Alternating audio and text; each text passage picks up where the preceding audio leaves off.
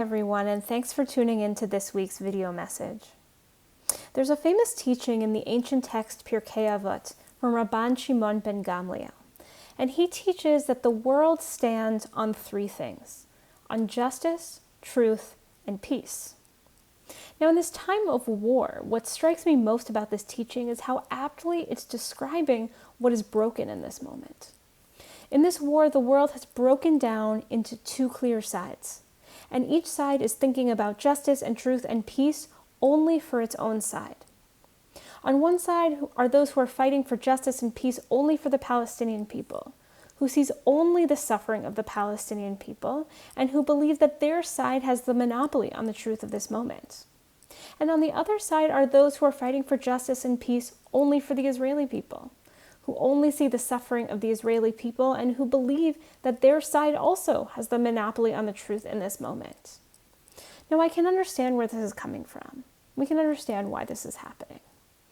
So many of us are afraid, not only for ourselves, but for our loved ones. And so many of us feel like this fear and this pain, the grief that we have, just isn't being seen. That the pain of our side just isn't being seen and is being dismissed as irrelevant. So when we're afraid and when we feel like our pain doesn't matter and when we feel like our experience isn't being validated, it's very human and very understandable that we would dig our heels in and that we would make our case for our people and our side in ever more adamant ways. But what I think this teaching from Pirkei Avot is coming to say to us in this moment is that the world simply will not stand if we do not figure out how to embrace justice and truth and peace in its fullness. If we cannot figure out how to pursue justice and peace for all of us, if we cannot figure out how to honor the truth of all of our experiences, the world simply cannot stand. Instead, the world will be left to teeter from the kind of violence that has been happening and that has been escalating over these past several months.